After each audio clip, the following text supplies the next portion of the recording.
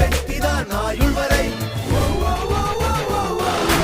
ஒரு சொல்லிலே நின்று காட்டுவான், நின்ற இடத்திலே நின்று காட்டுவான்.